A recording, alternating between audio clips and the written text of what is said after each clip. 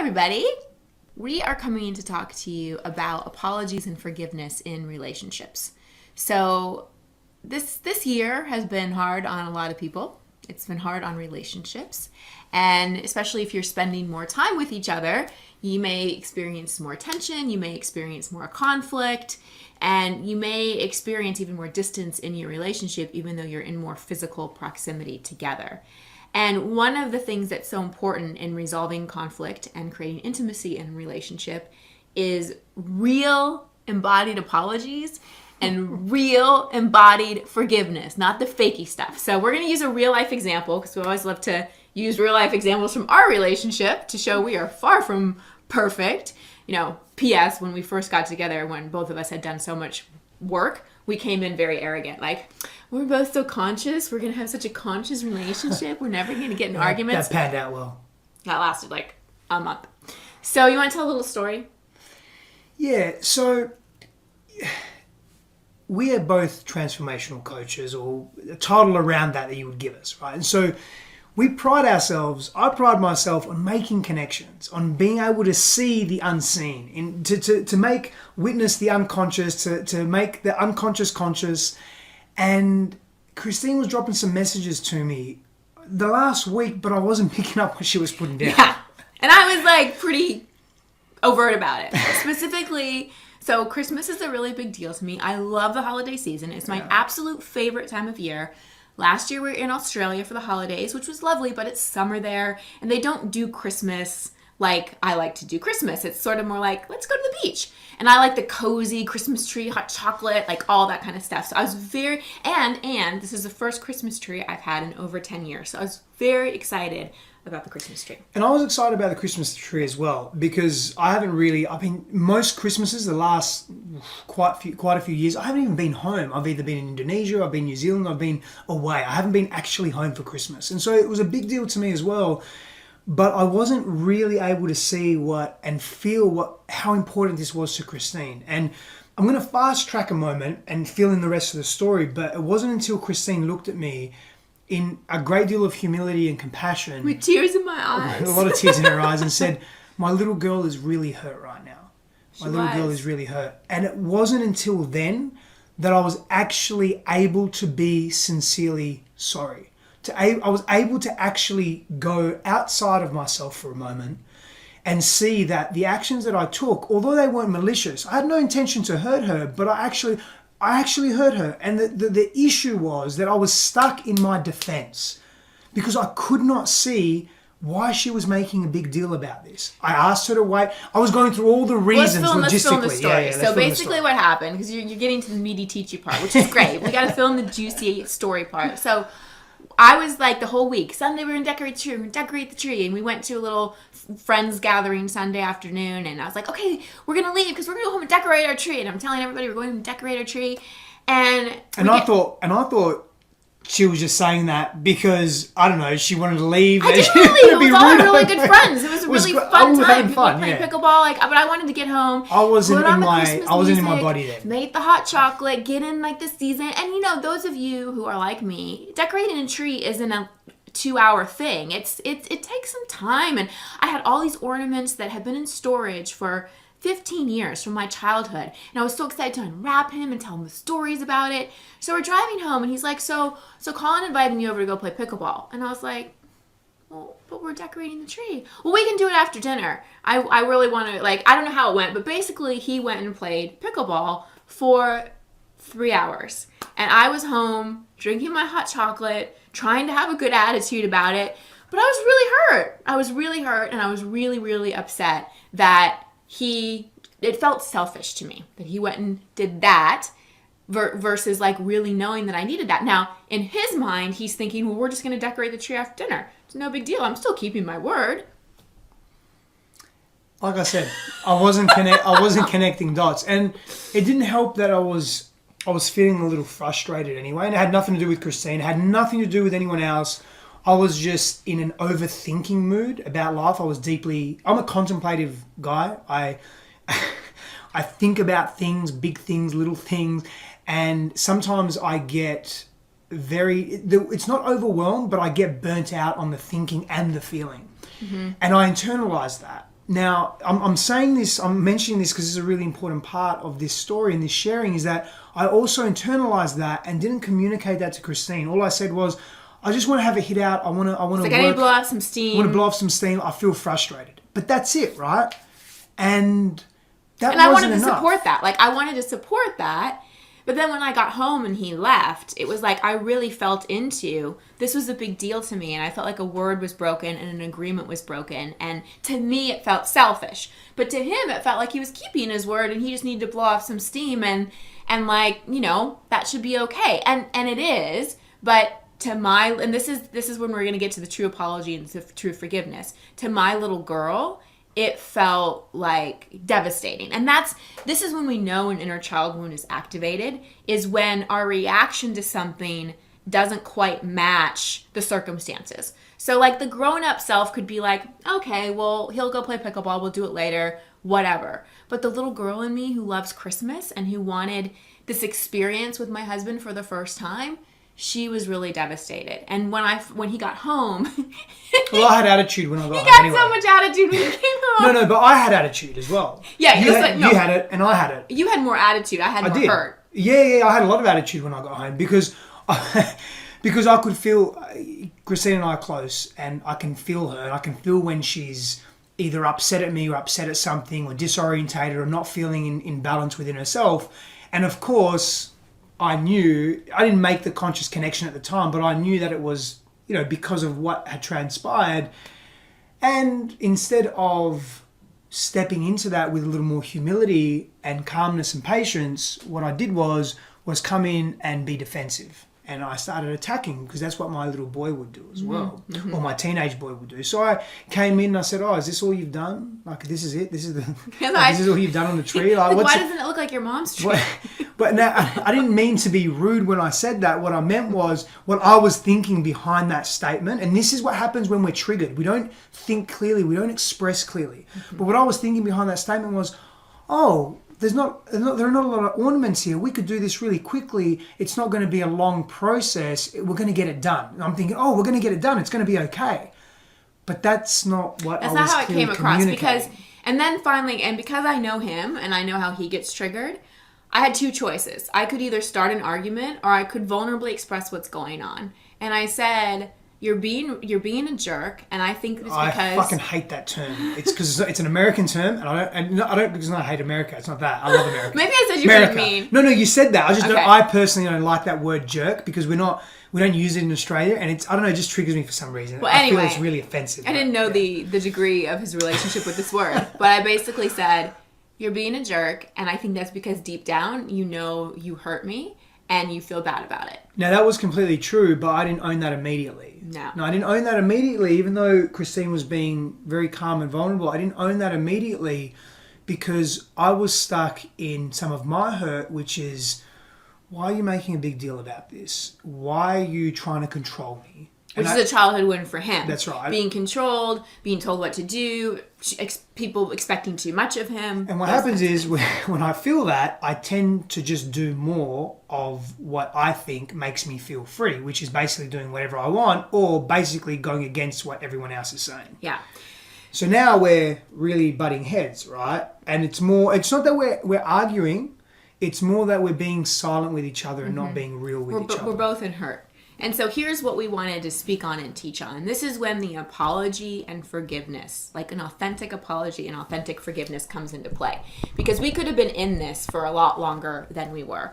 Because he kept saying, "I'm sorry, what do you need? I'm sorry, what do you want?" And I'm like, that doesn't feel like an apology. That just feels like you're frustrated and want to move on.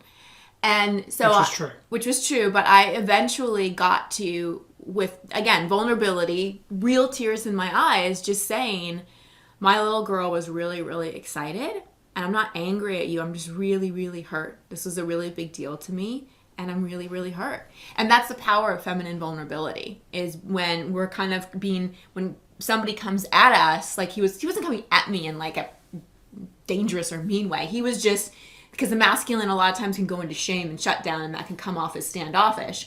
And if I would have met that with the same masculine, angry energy, we would have just been in this. So I had to really bring my heart forward and say, my little girl is really hurt. And that's when it finally got through to him, is when he saw the little girl in me who was so excited, and he realized, oh shit, I missed something. And then the apology was authentic. Now, Christine's really good at, I'll tell you, you are really good at this, darling. You're really so open when you feel that I'm being real. Yeah. You are just so open in that space. Yeah. And you immediately surrender, and you immediately forgive as well, which is really beautiful. Well, I contemplated it because... Well, I want to speak to that though. Yeah. Because this is an important point, and come back to that. Whilst I felt that you received that and you felt me being real, you still needed time to get over the hurt. And that, in my past, would have continued to trigger me, but I didn't allow it to trigger me this time. And what I mean by that is I knew that she had really felt and received that apology. Why isn't she different? Why isn't she now loving and open? Why didn't I just boom shift? Why didn't you just shift? And in the past, I would have then become angry at that, and I would have isolated and distanced myself even more. Mm-hmm. This time though, and having obviously just done a lot of deeper work on myself, I realised that this is going to take time, and I need to now be patient, and now I need to not take it personally. Yeah. Because if I did, I would continue to spiral in shame and guilt, which would continue to force us apart. Yeah. So I had to just keep leaning in, even though it was uncomfortable, even though she was receptive, but she was still really hurting. I was still hurt. And I had to let that be okay. And he would ask me, what do you need? And I said, I need to feel your apology. I need to feel like you really understand why I was so hurt. You also said, I need time. And I also said, I need time. I just need time. We need to understand that. And so that's the first part that we wanted to share with you today, is like when there is something, and a lot of arguments or disagreements, two people need to apologize. In this one, it was kind of like he was in the position of apology. I was in the position of forgiveness. 3 days before, I said something really shitty to him where I was in the position of apology. And so it's not, we're just telling you this particular story. It definitely works both ways. Oh, we should tell the other story. This is already too long. We want to get to this. So I just know I definitely do and say things. Oh, we'll tell that story one day. One day.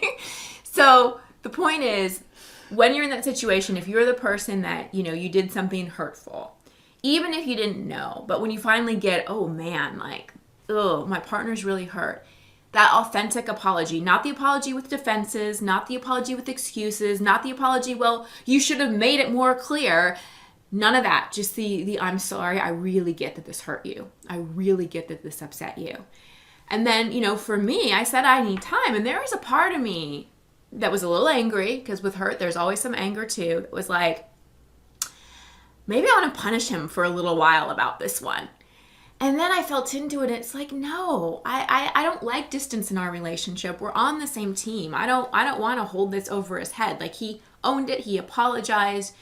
I needed a little time to navigate the hurt. But within 24 hours, open-hearted, I was right back. Less than 24 hours. Yeah. Because I wanted to truly forgive.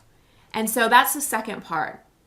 The forgiveness is huge. And so when your partner, anyone in your life, actually apologizes, authentically forgive. Yeah, you may need a little time, but don't use it to your advantage. Don't hold it over their head. Don't sulk around about it or build resentment. Actually really choose, I'm going to fully forgive this and get close to my partner again. I'm not going to let this create distance between us, because that's not what either one of us want.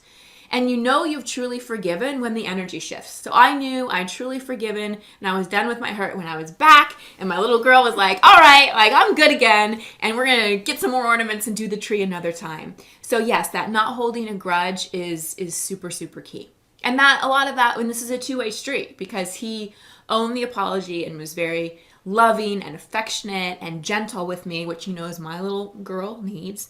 And he just let me take my time. He didn't pressure me. He didn't say, anything to this is the other thing in relationship. You've got to be okay with your other partner not being okay sometime and needing that space. And that was a big thing you did. Just held the space until I came back. And a part of that is self-confidence and self-worth. Because in previous relationships, I wasn't able to do that. And I wasn't able to emotionally self-regulate. So what I did was disappear or repress those feelings or get really angry and project to the other person. But in this instance, I trust in our relationship, and I have enough self-confidence and self-worth that if she needs more time, if Christine needs more time, then Christine can have more time. It's okay. I'm not threatened by that. When we're in that pain, we're in that density, that's when doing our inner work, it helps us remove ourselves from the shame that binds us and keeps us in that set of circumstances. And the guilt and the feeling of, I am feeling threatened right now. Because I was for a period of time, maybe a few minutes, maybe half an hour, whatever it was. But I was able to shift from that because I'm committed to deeper work. I'm committed to this relationship. I'm committed to Christine. And I'm committed to love winning and not having to fucking be right all the time. Yeah. Would you rather be right or would you rather be loving and loved? That's the key in any relationship. And so as you go through, holiday season, and as you go through this, time when you're in closer proximity, especially with your partner, and you have those conflicts, really think about that, like that authentic apology and that authentic forgiveness. Not the bullshit apology, not the bullshit forgiveness, because all you're doing is sweeping things under the rug. And we get a do-over on the Christmas tree. He asked me that night, well, let's do it now. And I was like, no, it doesn't feel good to do it now. And so we're going to have a do-over of it, and lesson learned, and we use all our arguments to help us grow. That's the purpose. No relationship is conflict-free. You evolve through conflict. But it's not about just getting through the conflict and brushing it under the rug. It's about actually learning from the conflict. Yeah. Anything else?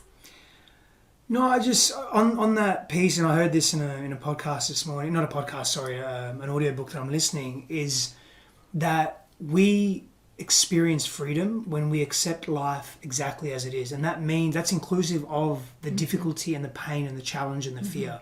Doesn't mean we have to constantly choose that, but we have to accept that's a natural part of life, and that is integrating the wholeness. That is freedom, right? And I know that if I personally don't integrate that in me, if I don't really believe in that and then act in that way based on that belief, all I'm doing is trying to pursue this amazing version of our relationship. Right. That's not always going to happen. I'm always going to be disappointed, and I'm going to project that disappointment on you, which just causes further rifts and arguments. Nobody's perfect. No relationship is perfect. No Christmas tree is perfect. Like there's no perfection.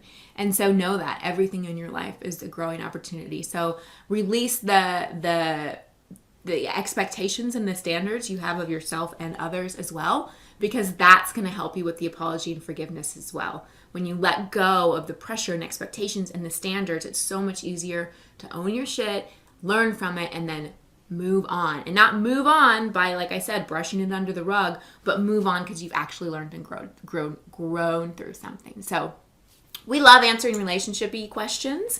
If you have more, send me a DM and we'll put them on a list, and we'll do more relationship-y type stuff. we'll do at least one or two a week. And it doesn't mean you have to be in a relationship. Even single people, or if you're in a breakup, need help with any of that, we love. So send us your questions. We'll see you soon, and this will be on IGTV, YouTube, Facebook, all the platforms. See you soon. Bye, everybody. Bye.